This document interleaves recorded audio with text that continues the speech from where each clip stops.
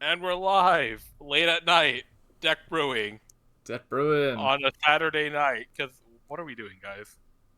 Um, I actually brewed up this. I think it's a pretty sweet deck, but it could be kind of janky depending on your point of view. But I actually had someone contact me on Reddit to help him get started, and you know essentially he just started playing Magic, and then he's been really enjoying it. His buddies, heard about Commander, and he's like, "Where do I start?" And essentially, um, I was really nice and complimented one of his posts. And then, long story short, he's like, "Do you think it's possible to make the Sylvan Wisdom starter deck from Arena into a legitimate Commander deck?" And I'm like, "I don't know, but I'm gonna try." Dude, And And this that's is what, what matters. yep, Trying. and this is what we got. if it's anyone, it's gotta be you, Victor. All right. I just when you said that, I just think of "You're our only hope." uh, All right. Alright. So all what right. was that? Okay, so on the Sylvan Wisdom deck, they had a couple of random. It's blue green that had a hint of landfall, ramp, elves, +1/+1 counters, and a lot of scrying, and it's just all over the place. Especially because the deck didn't have many playsets, so I'm like, okay, I guess in a sense it's not too bad because it's already almost this Highlander Highlander deck. And long story short, the two commanders that I was thinking about was between Galadriel of Lothlorien, or there was Azuri from the Stalker Spheres, because those are the ones that are most prominent from that arena deck. But out of the two, I think Galadriel is far more interesting, and can put in a lot of work. And a lot of people, I feel like, are sleeping on this card. This card seems so good, especially for a beginner. Um, I could be wrong, because it's beginners might get overwhelmed about the whole scry mechanic where you get to look at the top card. But Galadriel does what you want to do, which is you want to ramp, and then ramping gives you more mana. More mana gives you more actions and more things you can do. You feel good about yourself. Yeah, I Just did. I'm just looking at this card right now. It looks like it It looks like looks a mess. it looks like jank. Okay, and that's Wait, the no, good I thing don't even know if it's because Jane. I don't know if it's Jane. I just looked at it and like, this is just modern magic. I see a bunch of text now. Scare me. text box syndrome. When there's too many things, you're just like, I don't want to read it. When something happens, let me know what it is. Yeah, that's pretty much. And then when it happens, like, oh, dude, I would have removed that. Well, you didn't. Yeah, I was like, I offered you to read the card. So I think Galadriel is one of those cards where it's like Lord of the Rings has a lot of really good bangers, but a lot of them also has a lot of words, and I think people probably read the first two lines of the thing and they're like, okay, I'm done, and they kind of overlooked her. So, When I see whenever the ring tempts you, I just kind of like freeze. No, yeah, I think honestly, I think most people are the same. And I don't blame you. Most people will probably just give up on that because it's like, oh, ring tempting, very limited mechanic. There's only going to be one set for it. How realistic and how reliable can you make it for a commander deck? Well, in this case, luckily, she has that goes on. There's whenever the ring tempts you, you choose another creature than her, then you get the Scry 3. Okay, cool. But Scry 3 is not that great. But she has a second text box that says whenever you scry, you may reveal a top card of your library. If it's a land card, then you may put it onto the battlefield tapped.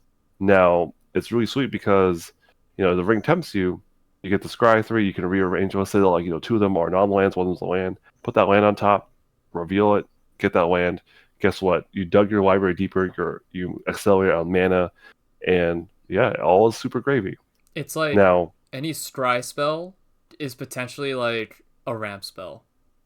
exactly, is potentially a ramp spell. So I think that's a problem too. Is that, I was looking at how many good ring Tempsu cards are there, and there's really not that many in green and blue. The best temp cards are mostly black and white, honestly. So we went full on scry, and scrying is not the best by itself. So then you kind of have to there's a lot of moving parts to this deck. So it feels like a pretty good interpretation of the Sylvan Wisdom deck, because that deck was elves, ramp, +1/+1 counters, proliferate, and scry and ramping. So it's all over the place. But yeah, I guess let's break down the deck and see how the deck plays, and if you guys have any questions, just let me know. I would Okay. say, what would you start off with your what package should we start off with?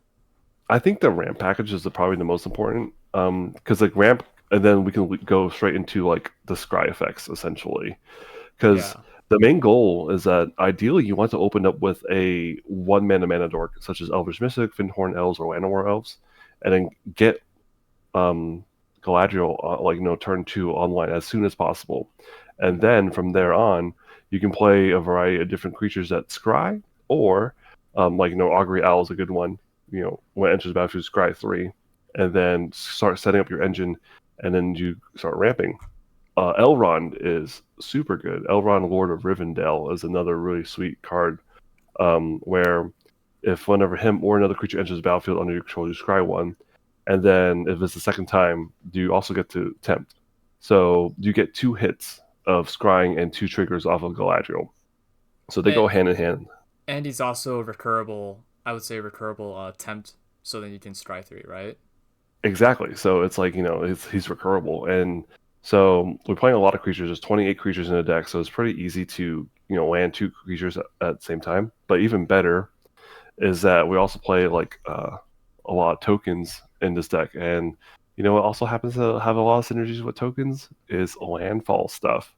So things like Scoot Swarm, whenever land enters the battlefield, you get an insect. Spore Mound, whenever a landfall, you get a 1/1 Saproling. And then there's Rampaging Baloth also makes tokens. Such a Yeah, beast. exactly. So as you're ramping, hopefully you get all these other engine pieces going, and then you start slowly building this like value engine going on. So the deck, I would say that it probably starts off slow, but if you give it time and get at least 1 or 2 payoffs or two engine pieces, then it really starts churning. I would say that's like, I'm not saying that's like every blue-green deck, but like in this instance for like this type of like gameplay, like it's kind of like, oh, what is it? I'm looking at like an exponential chart, and it's very exponential like once you get later on in the turns, because it's like Almost that. sorry. No, I totally agree with you. It's like, typical. I hate to say it, but it is typical blue green value. But at least I don't think it's boring, because you're playing with like some really janky ways to scry and tempting, right? I wouldn't say janky. I mean, you could say janky. I would say unique.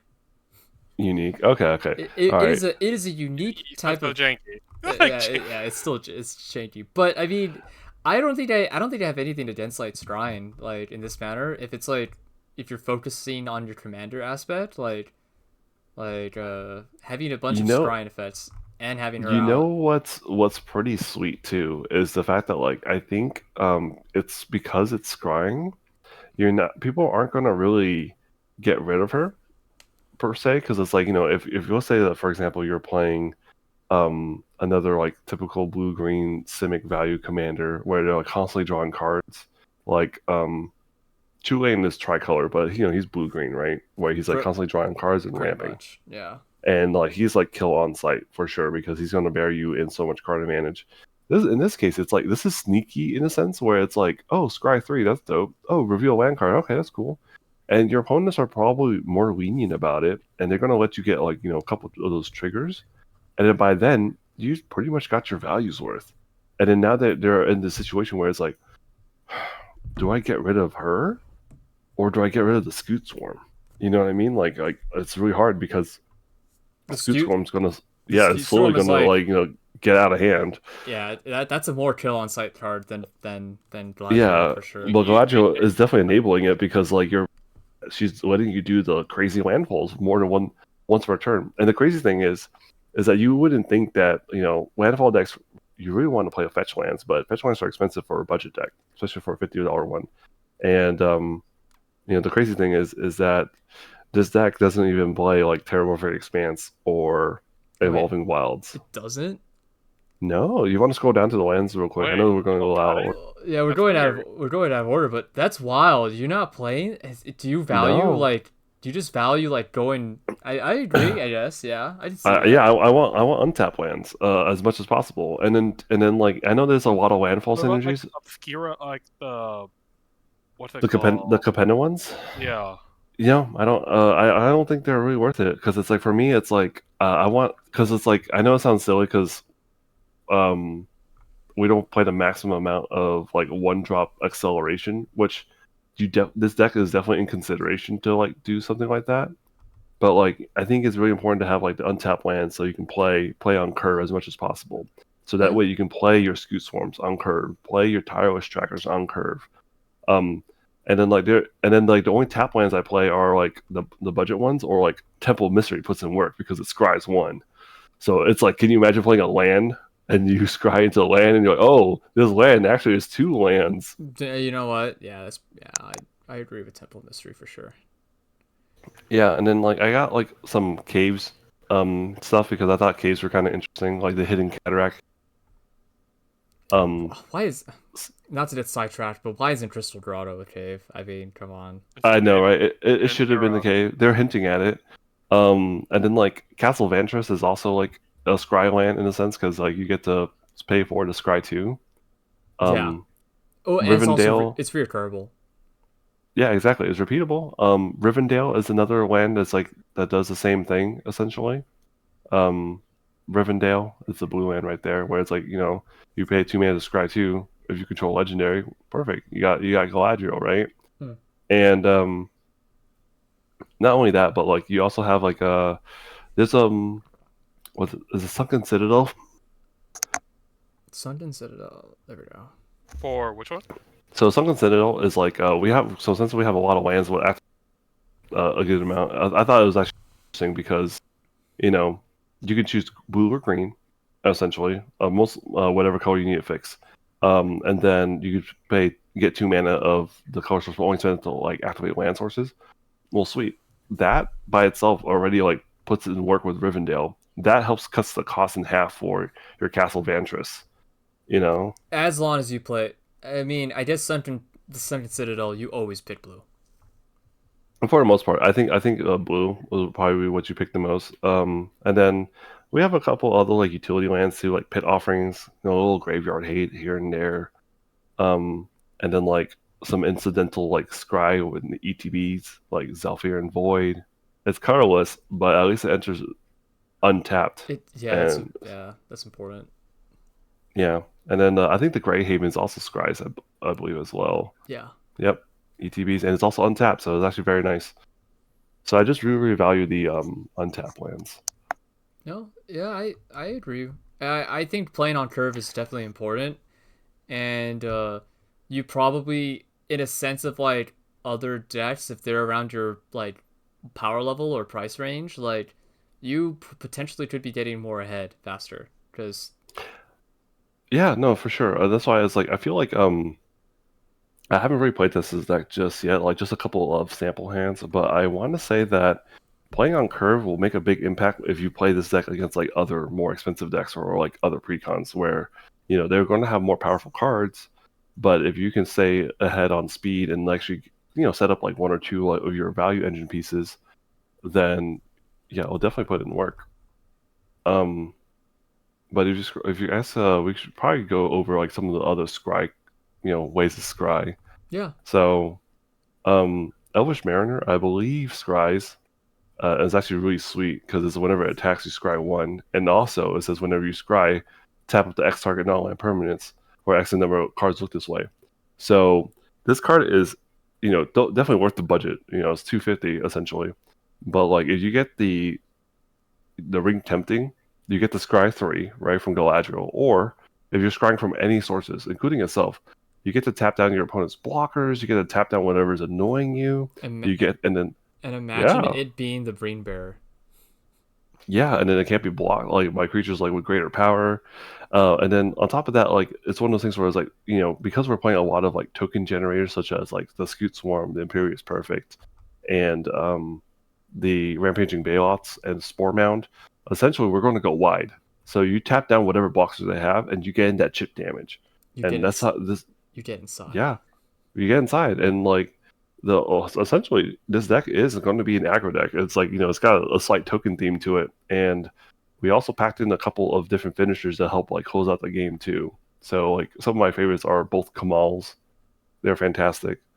And then you may be asking, why are we playing like Kamahl Fist of Krosa? And I'm like, well, blue green doesn't really have that many good board wipes, and so it's more fun when you hold up green mana and basically you kind of like hold them hostage. Where like, if you board wipe, I'll turn all your lands into like insects and they'll go with you. Yeah. Yeah. And he also possesses that overrun ability, which is kind of important for. No, absolutely. Yep. So he has double utility in that sense. And then Kamahl, the 8-mana one, is essentially overrun.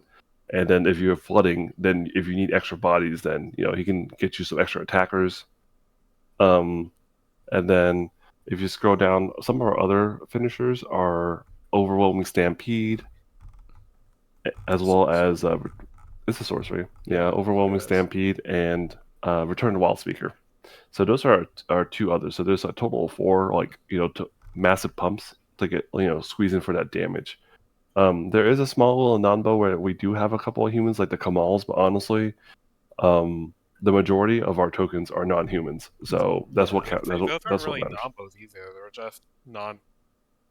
They're just value pieces.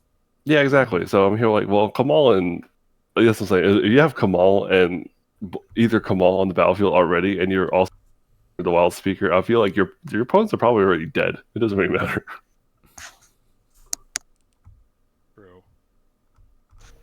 I think that package is going to work for sure. Yeah, so the whole goal is you wander ramp, get Galadriel, and then you set up 1 or 2 like different token generators onto the battlefield, and then you play like the cheap cantrips that we play, such as like Preordained, Serum Visions, Birthday Escape, Elven Farsight, to kind of like get that Scry going, and then the Scry will trigger the Landfall. And then you start like get this like huge like incremental like value engine going on, and then like what you do essentially is like we also place a couple instances to back up our thing, because you want to Bombadil's Song is another great like piece of protection. You protect Galadriel or protect whatever piece of value engine that's like really putting into work. Counterspells is just generally good. And it because of all the reprints, because of their game pieces, it's definitely affordable at this point. It used to be like $2. Like absolutely, I was like, wait a second, let me double check. I'm like, okay, so Counterspell is totally like, what the crazy thing is Counterspell is actually cheaper than Arcane Denial. Arcane Denial used to be the cheap one, and now Arcane Denial is the more expensive one. It's because you draw a card. It cantrips. A cantrip, so that's why I was like, as much as I do like the cantrip, Counterspell is still worth playing though. It definitely. And then we also play a couple of other like spells like Negate, and then to protect your token board, we have Wrap and Vigor, which is like the budget alternative to Heroic Intervention. Honestly, not as good because it doesn't hit your your other permanents like your artifacts or enchantments, but it'll get the job done. That's definitely like it's like a card that you wouldn't think of, to be honest, because it's like for like green protection. I feel like nowadays you see like Heroic Intervention, Wrap and Vigor is a definite budget option. The crazy thing too is that we have so many board wipes these days that like no one really plays Wrath. The Wrath of God. Wrath of God. Yeah, Wrath of God and does Damnation also? Damnation. Well, yeah, because those ones are the only ones that says creatures can't be regenerated. And I was gonna say, and you guys have touched on it, but Regenerate has gone away. Yeah, they try to remove away from Regenerate because people are getting confused about it. So yeah. I guess for those who are new here that don't know what Regenerate is, basically it puts like a protective bubble on your creatures where the next time if they were to be destroyed, instead they're not destroyed, you tap them, and if they happen to be in combat, you remove them from combat. So that's essentially what it is. But yeah, and then like you play your removal spells. You got your Beast Within, your Shower of Arrows, Shower Arrows, you may be wondering, what? A 3-mana naturalize? Well, let me Oh. tell you, sir. For 1 more mana, you could Wings? destroy. Better Broken Wings, sir? Yes, It's better Broken Wings. better Broken With Wings. Scry 1, the potential to ramp. The power creep. That's so power creep. Like, I remember seeing like Broken Wings so long, and then shower of arrows just it's it's infinitely better. Like, oh my. For this deck, yeah, for sure. No, No. it's infinitely better. It might be the best version of that card. Yeah. Oh god. Are we going? Is that a video idea, guys? What, power creep? Broken Wings? Power creep? Yeah. Who the heck talks about Broken Wings? I do for limited. Yep. I Broken Wings is so good for limited for sure. Like I agree, because like that card really saved me so many like best of 3s where it's like, get rid of that Sarah Angel. I am, or whatever flyer it is. Best of 1 card depending on the format. Mm-hmm. Yeah. But yeah, no, like people see flying is so powerful. I know we're going off on a side tangent here, but I feel like nobody respects the flyers, and I feel like this deck, what's scarier is a deck that can outrace you damage wise. So we gotta get rid of some of them dragons, some of them angels, and other crazy flyers. No, and also it's naturalized as well. Yeah, exactly. It's got that flexibility. If only it could fight creatures. If only. No, well, that's the thing. Is like you gotta have to pick and choose when they're building a budget deck. So luckily, Beast Within is not too bad, and that hits any permanent. Yeah, I'm surprised that Beast Within is on the list. It's going up. It's a little past $1 now, but I think it's worth a swap because of the flexibility it has. You may, some people may argue like, oh, giving your opponent a 3/3 beast is not good because you're a token deck. But honestly, I feel like you're gonna go so like, so wide that it won't really matter. And you do have the Mariner who can tap down the beast token if it's that bad, and you don't want to lose it. Beast Within also, because it's just the flexibility of destroying a permanent, like in a budget deck, it's very very powerful. Exactly. And then what's the funny thing too? It's like if you scroll up back to the sorceries, it's like if it's that big of a deal, there's a serious predation. It's 1 more body to eat. It's if you think about it, yeah. Yeah, exactly. So it's like it's not as bad. I know people hate giving away the 3/3, but usually you're going to be getting rid of something that is much worse, like the Ristic Study or the Smothering Tithe, what have you. So I think it's definitely worth to include. Just don't fire it willy-nilly. Punish the spites.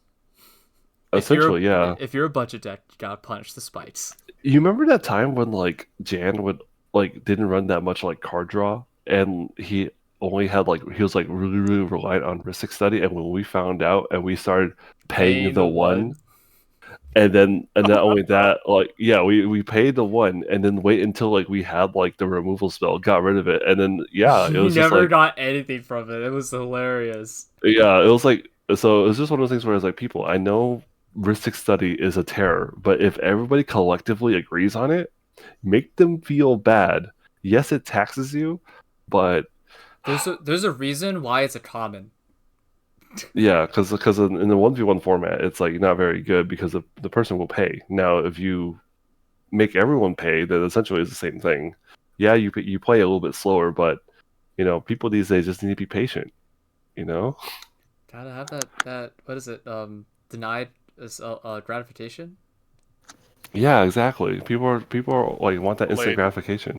You want delayed gratification. Delayed gratification. There we go. And then the delayed gratification is seeing the tears of your opponent. Where this Ristic Study, I spent $40 for it, and it hasn't drawn me a single card. I'm like, yeah. Now, if we could all do that for Smothering Tides, please. No, okay. Smothering Tithe is so hard because it's 2 mana. I know we're getting a little off topic here, but that's why Smothering Tithe is an oof. That card is so good because it's 2 mana for 1. The rate of exchange is not very good. But should we talk about more about because I've noticed. Well, I mean, we talked about this in a pre-show, but you got a lot of landfall in the deck, other than Spore Mound and Rampage Balos that made tokens. Should we also talk about your other landfall options? Yeah, so well, I know it's funny because you scroll back past Tatio, but Tatio is actually Oh the best crap. landfall in Oh my the opinion. oh yeah yeah yeah. If Yeah, because you draw a card, so and then you also get the life. It could be relevant because people probably will attack you and probably will try to kill you. But yeah, see, so there's that one. Avengers Zendikar is a great payoff because you're gonna have like a bunch. You're gonna make a ton of plants and then like pumping them up pretty consistently. Um, if you know you scroll down. what I didn't realize, you don't have your favorite explorer. Your it's your pet card explorer in the deck. Sometimes it's just not good enough. I know it's sad. It's fine. I just wanted to bring that up there. Honorable mention. Definitely an honorable mention, but like these days though, like if they there's like Druid class, yeah, you have to sink some mana into it, but like if you want to play extra lands per turn, that's a pretty good budget option. If you're feeling it, like you're flooding out. But Oh, as for like other landfall package stuff, um we have the Roaring Earth is one because you get to put plus one counters on target creature or vehicle. It's just mostly creatures, and on Galadriel.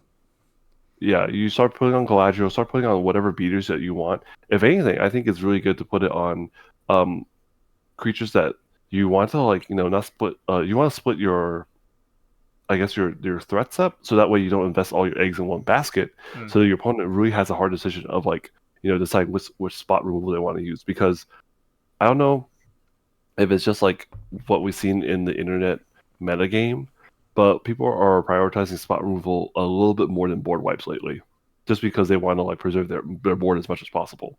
So Hmm. Roaring Earth is actually kind of nice, especially because it's like when you start like putting on other things, then with there's another landfall card. I know we're scrolling back and forth, but there's the Sage, the 3 mana one. Yeah, Yeah, Evolution Sage.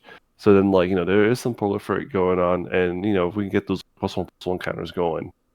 So, and then also Tireless Tracker tireless and tracker. Tireless Provisioners are also some other sweet landfall playoffs. Tracker being the one where you can crack your clues. You're going to have lots of mana, so you'll crack your clues as needed. And Tireless Provisioners, food if you need the life, and treasures to essentially kind of like refund that mana because the lands that you get from Galadriel will come into play tapped. So it's kind of a way to like keep yourself like going the Hmm. momentum anyways. Or you can save it to play a boss monster. Oh, actually, yeah, yeah, and like you can definitely bank it up because like if you can like land um Avengers Zendikar like early and then like next turn like bank up some Or the Baloths. Like or Bailos, anything that is like an army in a can, and then like next turn play like one of the like finishers. Oh, you're gonna definitely put in a lot of damage. yeah. Insert meme. That's a lot of damage. That's a lot of damage.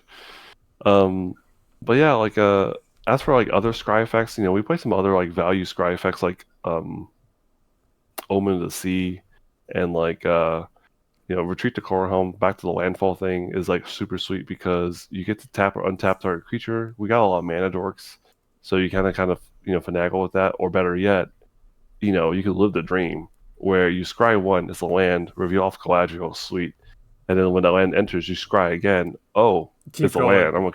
You keep going. You Do keep going. Oh, it's not a land. Let me just tuck it. Okay, well, it's a 50-50 if it's a land or not. So let's go. Um, would and then retreat. What's up? I was gonna be like, would it be like, would you want to go up to 40 lands? I was really considering it honestly. Like the deck, like you want. This is one of those decks where like you want a lot of land, you know. And I can't believe like yeah, Zendikar Royal is another like token generator that's off of landfall too. They're a little bit smaller, but they're still two like green elemental creature tokens. Um, and then Retreat to Kazandu is like another Roaring Earth, where you get the flexibility of putting plus one counters or gaining life, so whichever one that you're like in the pinch for. And with making all these bodies with landfall triggers, you also get sweet like value off like Sylvan Anthem because every time a green creature's a lot of tokens are green, you're going to scry one, keep that chain going, and I you can just go off. Oh my gosh. Would we? I mean, we can't go infinite, but it's almost there.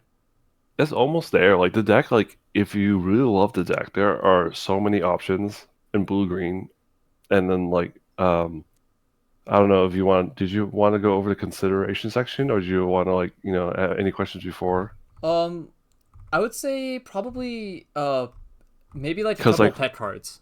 What are a couple I pet cards that you find a soft spot for in this deck? oh well, I wouldn't say pet card, but a card that I always thought was super sweet that I feel like is kind of unexplored is Temporal Anchor. Temporal That Anchor. it's an artifact. Artifact. Oh. I was actually looking. Yeah, I was looking at that. I was like, dude, there's a lot of So text. so this thing is just like a value machine because it's your upkeep Scry too. That's fantastic because you get to mold what you're about to draw, and let's say that like one's the land. Well, okay, like let me just get the land off and then get the real card, right? Or vice versa. Or let's say that they're both lands. You could theoretically even keep both on top, put one of them onto the battlefield tap, and then draw the other one to make your land drop. You're still up mana, and then what's even better is that like it lets you choose. Whenever you put one or more cards on the bottom of your library while scrying, you can exile those cards from the bottom of your library, and during your turn you may play those cards. So essentially, what you could even do is just exile the non-land cards, so you still get access to them. You put the non-land cards onto the bottom, you exile it, and then you still get access to them during your turn, and then you still flip over the lands that's on top. And I'm like, this card is so much value. It's crazy. And 17 cents. Dude, So good. it's pretty good.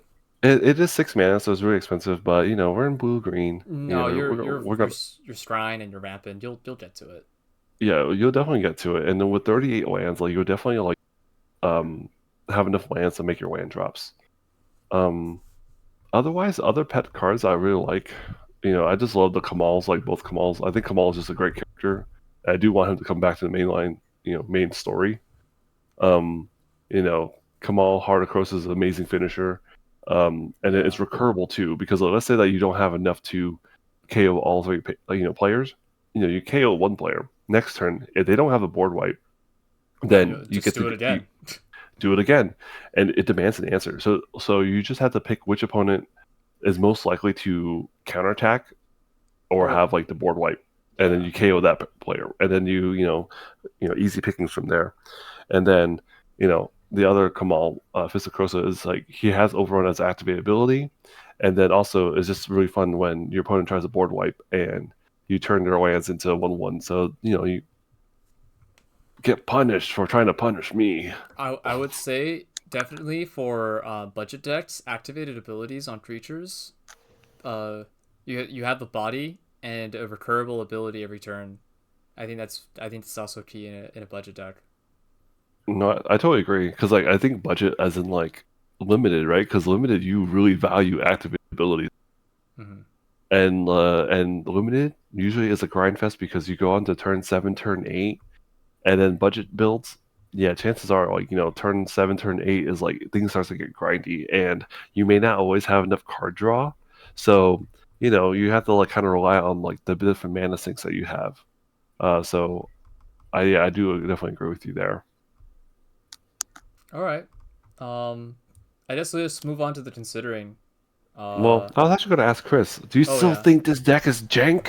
I mean, at its core, it's just a green-blue value deck with a little bit of that crystal ball flair, I do, okay. Ball. I was going to say like... yeah, it's a crystal ball. No, yeah. I know. For sure. I was gonna say like Lost Isle Calling is also a really sweet Lord of the Rings. There's so many good Lord of the Rings that I think maybe they're too niche, but I think this deck really gets to show them off. You gotta stay on theme if you're playing Galadriel. So I was gonna say, like, I remember pulling this card in my draft pool and I cried. yeah, it's not very good, but like in the deck where I feel like if you build around like this one where about that Scry, oh man, it is so good. Especially because it's like you scry, you build up, and then like, oh what, I'm out of cards, let me just like exile it, and I'm just here like I don't think it's extra turn. A budget extra turd spell. That's how I see it. Jeez, that's pretty. It is. Oh yeah, okay, I get that. That's way too conditional for me. It is conditional, but it's one of Yeah. those things where like people, I don't know. It's one of those things where it's like people are either gonna have two reactions. Where one takes too long, they let it go off. Two, oh my gosh, just an extra turn, destroy it. Well, that's one less removal spell that I have to worry about for my Zendikar's Royal or my Sylvan Anthem or my Exactly. Commander. You know whatever, or my Temporal Anchor, whatever it is. Yeah.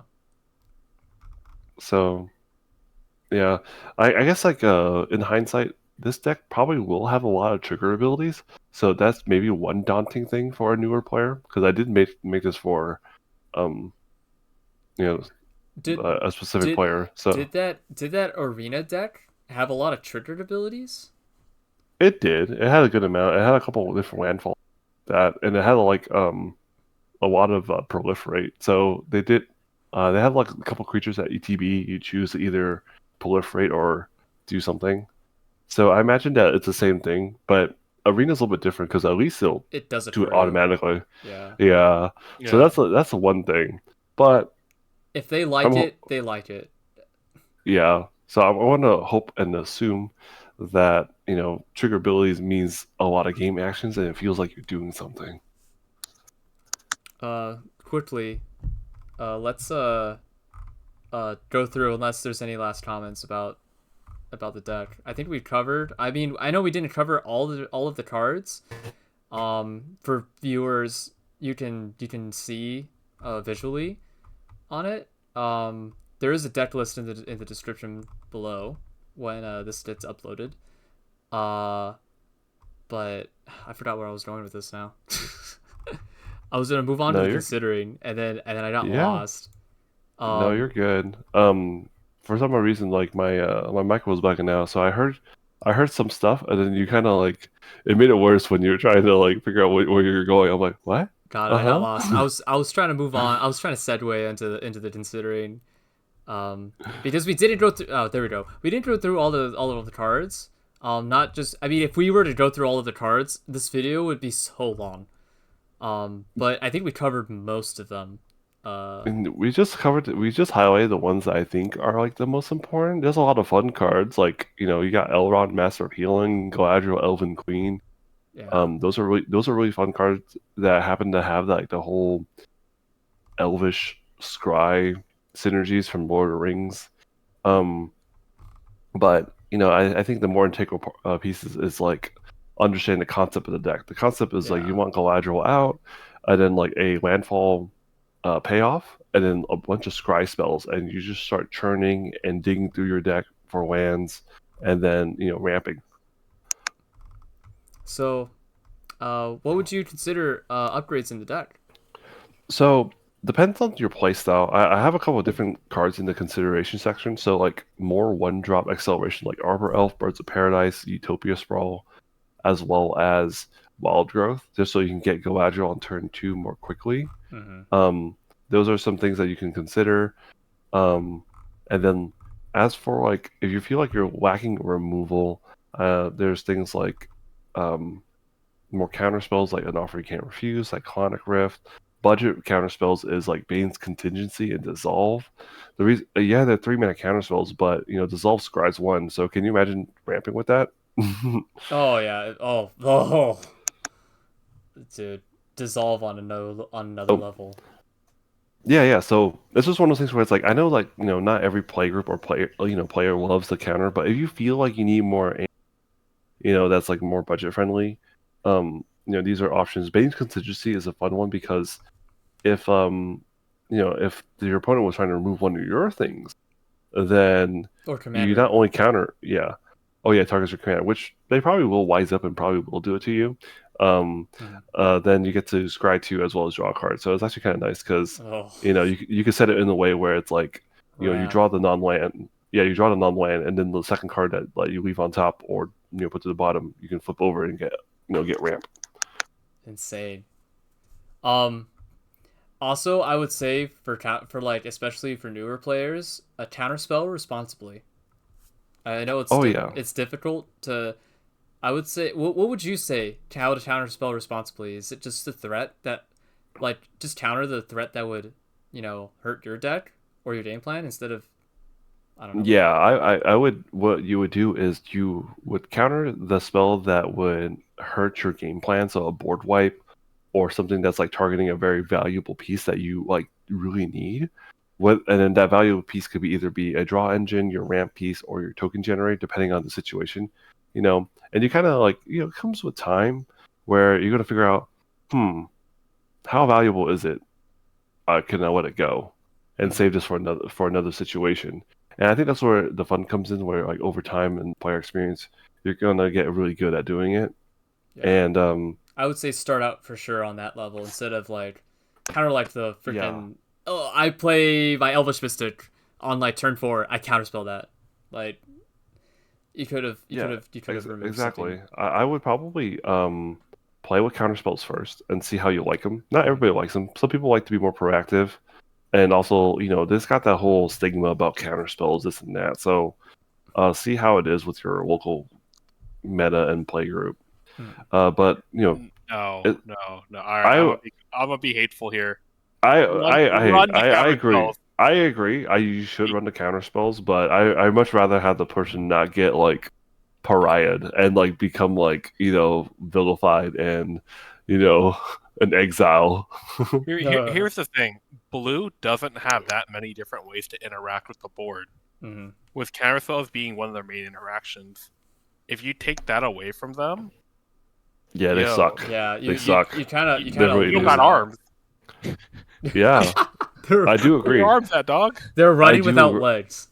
Dude, okay, you know what the crazy thing was that like I know when I was building this deck, I was like, there's not that many board wipes, like especially in green and blue. I'm like, no. Yeah, so like if you look at the deck, like the 2 board wipes I have is Azorius Predation and Scourge of the Fleets. And it's like, what is this jank? And I'm here like, well, you gotta do what you gotta do in budget as well as what's like, in your colors. Where's Scourge of the Fleets? It's a creature. Oh, that it's a Kraken. Okay, yeah. the Kraken. I play that card. Yeah, it's just a battlefield. Return each creature your opponent. So that's kind of nice. Islands you control. And it's also like it made sense not to have that many if you're gonna plan on like going wide, like because you don't want to get rid of your board.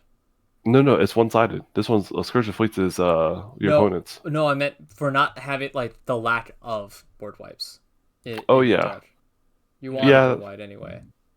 Yeah, there's a couple of ones that I was considering, but I think this is probably the best that I think is for a newer player because you only want the ones that are more one-sided. Mm-hmm. It's just for sake of ease.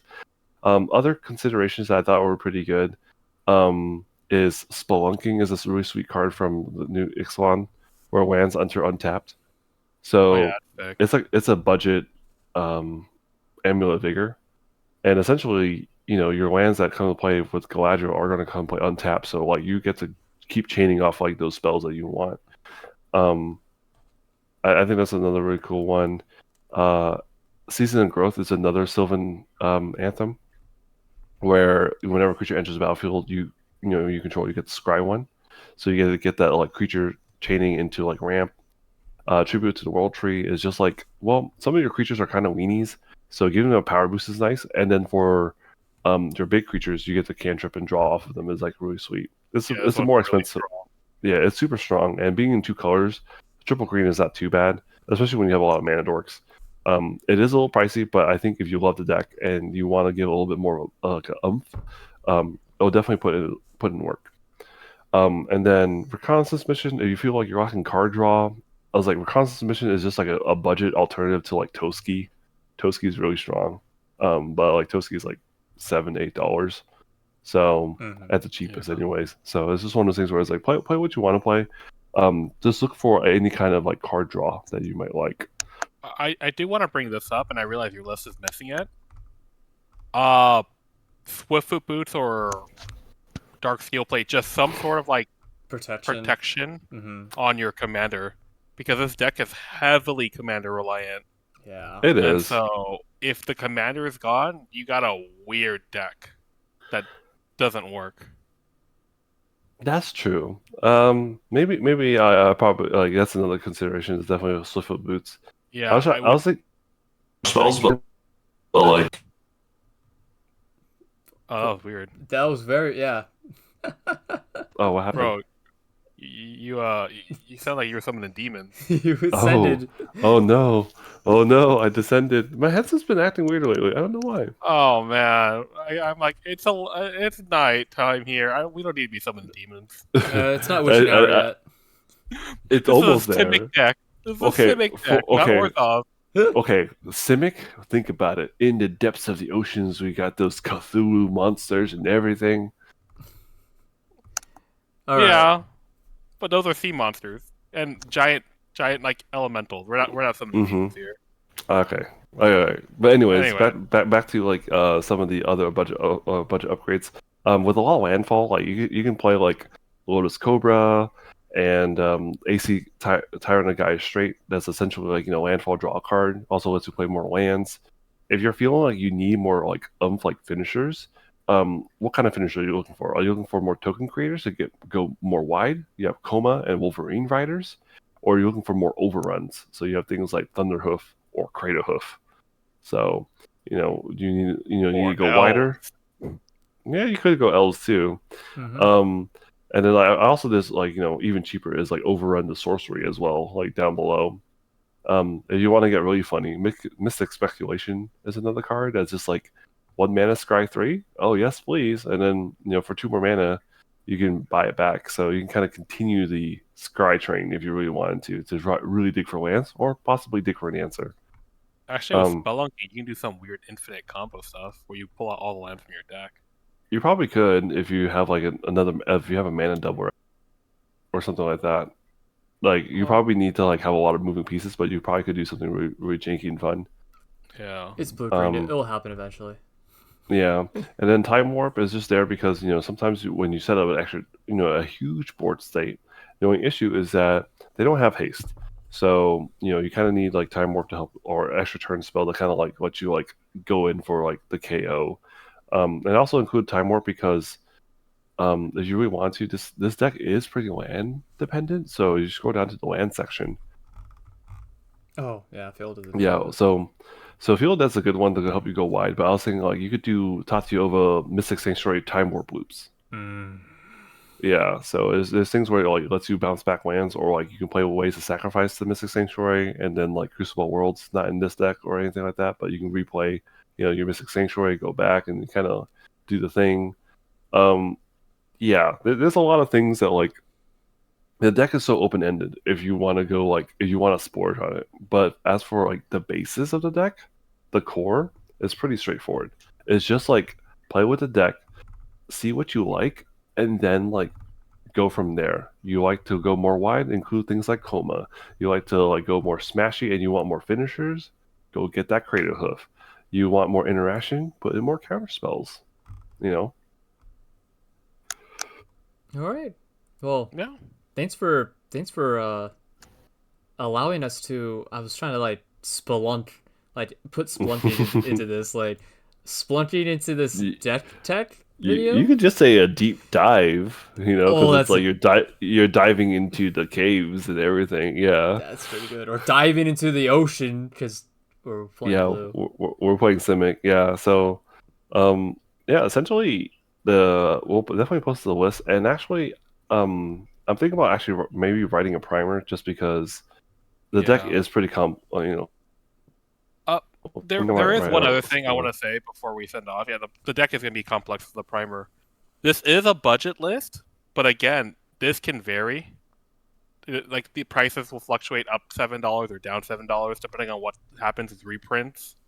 Oh, yeah, that's true. Just like not too long ago when I finished the list, it was like $48, and now it's like $49, $44. So for now, it is under 50 USD. Yeah. But okay, and this is the poor man's way, but a lot of these cards are bulk cards that people do not care about. True. And so, if you don't mind, asking for this bulk would actually save you a lot of money. Or yeah, like sometimes like I'm pretty sure like even game stores has like a bulk bin where it's like 100 cards for like $1 or something like that, commons, right? Yeah. So you might be able to find a lot of playable commons. Yeah, and so you'll be able to save a lot of money and save a lot of this deck on just like the bulk bin or just asking for leftover cards. Got any trades? I got you, fam. I got bulk in my bin right now. That junk in the trunk. But yeah, again, you can shave this down so that you can even run even more expensive cards with Well, that's true. what money you have. I was gonna say like you Oh, okay, I know what's going on. It might be. Oh, I know what's going on with my headset. It's for some odd reason like wanting to unplug. I know what's Hey, He's just whispering 3 a.m. demons. I swear to God. going on. Am I back yet? It is one. It's almost that time over there. Yeah. Okay, am I back yet or not yet? You are back. Yeah. You Okay. are. I know what's going on. It disconnects because I hear you guys playing from my monitor instead of my headset. So I think my headset's like, go to bed. So is My that time's up. is Let me go. is that Whoa. a sign to end oh, it? there it goes again. All right, I think it's time to end it. All right. So just real quick, this deck came from someone who talked to you on Reddit. Is that correct, Victor? Yeah, so someone, a beginner player, essentially was asking about Commander and was wondering, is it better to buy precon or make your own, like, budget deck? And then as for a budget deck, he was like, is it possible to make a budget deck that's similar to the Sylvan Wisdom starter deck from Arena? And yeah, really wholesome dude. Really nice. Very wholesome story from what you were telling us in the pre-show. Oh, And, yes. You don't have to get into it right now, but it was very wholesome. Yeah. This deck seemed like the weird challenge to do, but Victor pulled through. I liked it, though, honestly. Some of these challenging brews kind of like lets you kind of flex your brain a little bit. Yeah. Right. Especially since we don't have to use EDH rec to just net deck everything. I know. Yeah. If anything, it's like it's kind of fun because it's like Scryfall had a lot of like Scry cards. I'm like, like Scryfish. Oh my gosh, that card's so good. That's an honorable mention. That definitely. That's another honorable mention. Like play like I say play this deck. For anyone who wants to actually like take this like to try it out, and for my Gonna the take person. you for a ride. Do. Yeah. But yeah, or like I'll probably like write the guide of like other suitable mentions, and like the person that I made a deck for, like I'll probably have to. I told him that you're free to ask me like any questions or any advice. So, guy's really nice. This was one of those things where it's like it's always fun like getting more people into the hobby, but at the same time it's like, oh no, sweet summer child, you're gonna be so broke. Nah. Only He's gonna be enriched. Yes. All right. I think we're good with this one, right? I think so. Unless you guys have any other concerns or questions, like about the deck, but I think we covered like the general basis.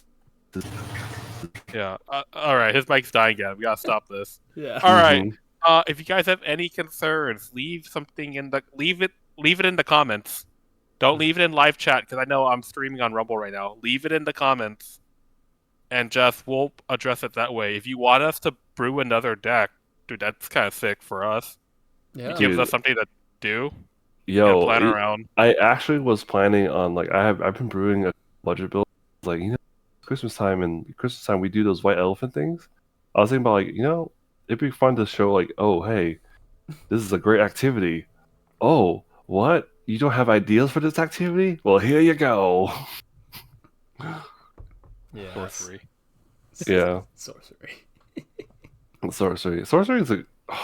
Well, this is a little off topic, but I actually wanted to ask you more about sorcery because sorcery sounds cool as heck. That should be for a different time. Yeah.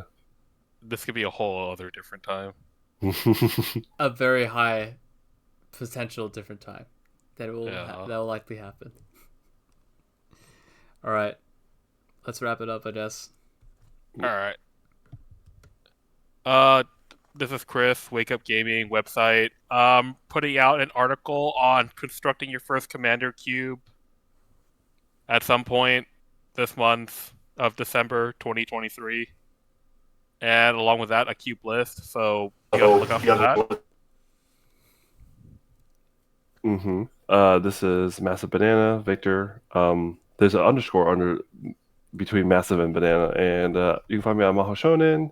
And yep, and I'll probably be brewing more decks, so you can probably just hit me up on the Maho Shonen channel. Just comment on one of our videos, and comment on the SIMIC on this video.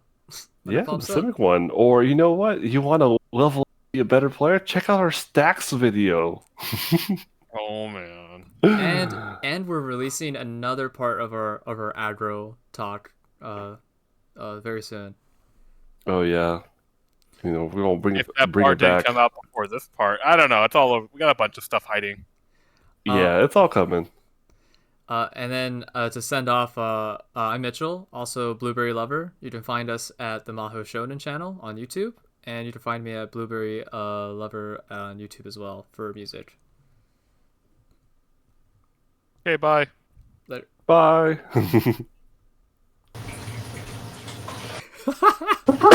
Dude, that mic has gone crazy.